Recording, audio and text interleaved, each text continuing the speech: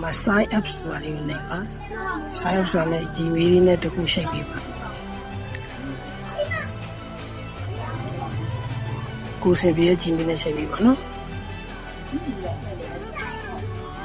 ဘာကို video generation ကိုတောင်းမဲ့အတွက် video လေးကိုရေးပေးပါဒီမှာ video generator တွေ့ပါလိမ့်မယ် video generator တဲ့ကိုတစ်ချက်ဝင်ပြီနော်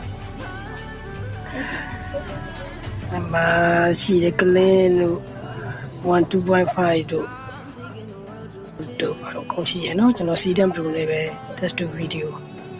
Pro လေးထည့်ပြီးတော့စမ်းပြပေးပါမယ်10စက္ကန့်မှာမှာ audio လေးကပါချင်တယ်ဆို audio လေး on ပေးပါကိုက iPhone ပါနဲ့ပြောချင်လား background music နဲ့ပြောချင်လားပြောလို့ရတယ်နော်လိုအပ်ရင်ဒီ prompt ပေါက်လေးမှာ background sound တော့လေးထည့်ပြီးလို့လည်းရပါတယ်